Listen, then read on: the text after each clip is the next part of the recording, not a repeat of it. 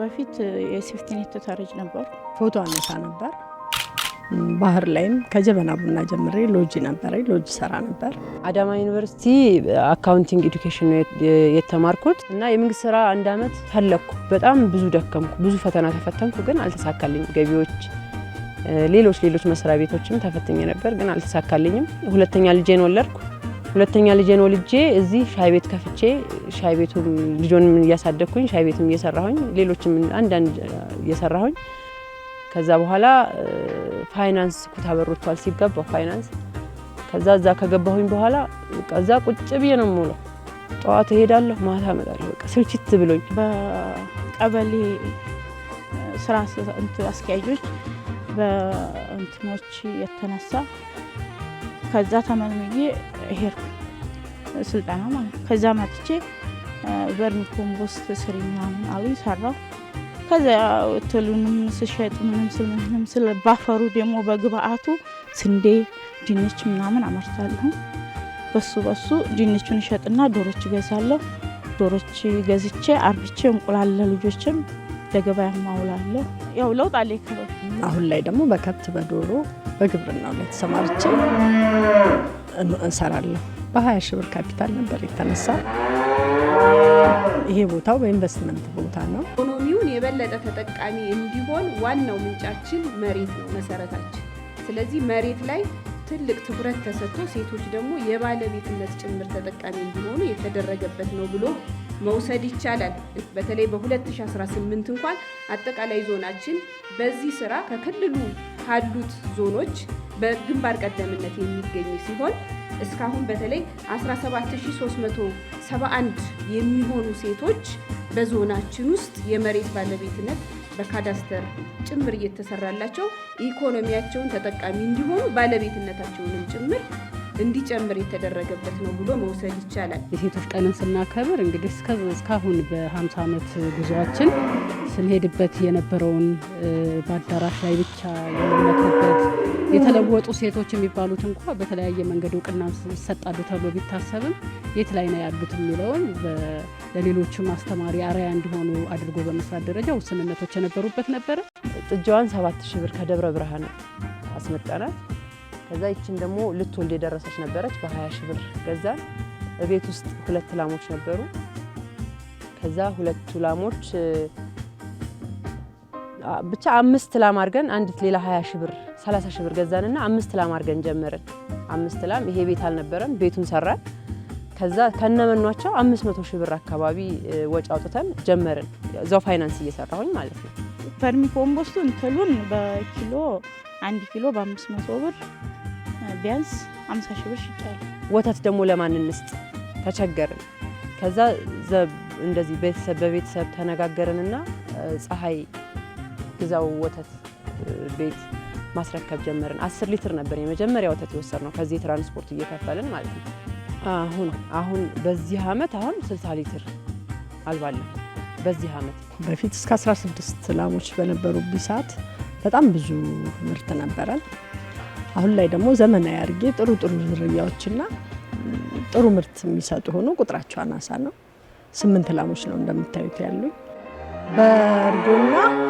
በእርጎና በጥሬ ወተት ነው የማከፋፍለው።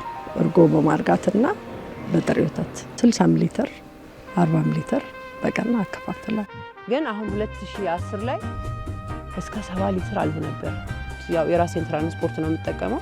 አንዳንድ ጊዜም እኔም እየሾፈርኩ ማደርስበት ጊዜ አለ። ሹፌር ቀጥሬያለሁ እና እዚህ አሁን አንድ የሚያልባለኝ 2 ጽዳት ሰራተኞች አሉኝ፣ 2 የሚንከባከቡ አሉ። ከ13 በላይ አለኝ፣ ግን የትምህርት ቤቱንም ጨምሮ ማለት ነው። ማህበረሰቡ በጣም ትልቅ ተጽዕኖ ያደርግብሃል። ስቲል ነው አሁን ራሱ ይሄን ሁሉ ስራ እየሰራ የመንግስት ስራውን ትታ እንደዚህ ጣቆሬ ምናምን ሲያዩ ከዛ ያው እዚህ ተቀምጠሽ ምናምን ብዙ ያው ቤተሰብም ብዙ ቻሌንጅ የሚያደርግ ነገር አለ። አሁን ያው የሚታይ ነገር ነው። አጠቃላይ ካፒታሉ ከ20 ሚሊዮን ብር በላይ ይሆናል ብዬ አስባለሁ። በዚህ 20 ዓመትና ባለፈው ዓመት ጀምሮ በዚህ ዓመት ግን እያከበርን ያለ ነው። ያው ስናየው እንደዋል ነው የሴቷ በተለይም መንግስታችን ለሴቶች በሰጠው ትኩረትና አጠቃላይ በምግብ ራስን መቻል የሚለው የሌማት ኢኒሼቲቮች አንዱ የሌማት ትሩፋት ነውና ስፔሻሊ ደግሞ የሌማት ትሩፋትን በመስራት ደረጃ ከፍተኛ ድርሻ አላቸው ብለን የምናስበው ሴቶችን ነው። እነዚህ ሴቶች ጓሯቸው መንደራቸው ድረስ ወርደን ጓዳቸው ድረስ ወርደን የሰሯቸውን ስራዎች እያየን እየተመለከትን እየመሰከርን ያለንበት ሁኔታ አለና ተውለደሬ ወረዳ ቀበሌ 8 ላይ ያየናቸው ወደ 3 የሚደርሱ ሴቶች ላይ ሄደን አይተናል።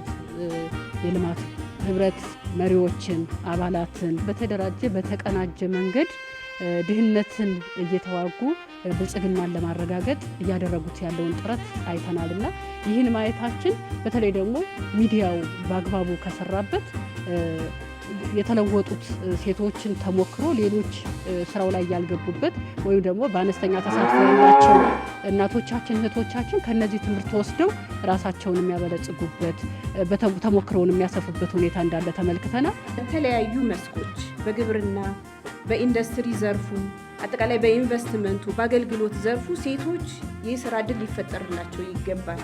ይህ ትኩረት ተሰጥቶት እየተሰራበት ያለበት ሁኔታ ነው ያለው።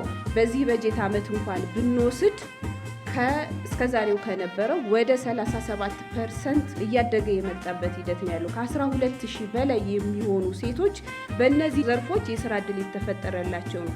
ከዚህ በተጨማሪም ከ3000 በላይ የሚሆኑ ሴቶች ደግሞ በገቢ ማስገኛ እንዲሰማሩ ያደረግንበት ነው። ተውለደሬ ላይ ጧት ስናየው የነበረው እዚህ ከተማም ላይ በርካታ ሴቶች አሉ። የኢኮኖሚ ጥቃት፣ የጾታ ጥቃት የደረሰባቸውን ሴቶች በልዩ ሁኔታ እነዚህ የገቢ ማስገኛ ላይ እንዲሰሩ የተደረገበት ነው። ሀይቅ ላይ ከአረብ ሀገር ተመላሾች እንግዲህ ድህነት ክፉ ነው፣ ለስደት ያበቃል።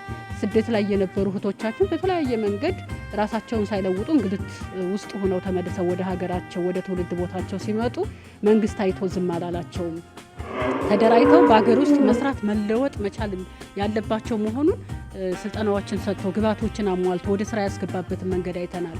በሌላ መንገድ ሴት ባለሀብቶችን በማበረታታት ሰፋ ያለ ቦታ የኢንቨስትመንት ቦታ ተሰጥተው ከዚህም ቆሜ ያለውበት ቦታ ላይ ያለች ሀሊማ የምትባል እህቴ በከፍተኛ ውጣ ውረድና በጀግንነት በአርበኝነት የልማት አርበኛ ልትባል የሚገባት ሴት ሁለገብ የሆኑ የከተማ ግብርና ስራዎችን ተግባራዊ እያደረገች ለአካባቢዋ ሴቶች ብቻ ሳይሆን ለመላ ኢትዮጵያ ተሞክሮ ልትሆን የምችል አርአያ ልትሆን የምችል ሴት አይተናልና ይህንን ስራችንን አጠናክረን መቀጠል መቻል አለብን ብዬ ነው የማስበው። ያየናቸው በሙሉ በውሏችን ስንንቀሳቀስባቸው የቆየ ነው የብልጽግና ትሩፋቶች ናቸው።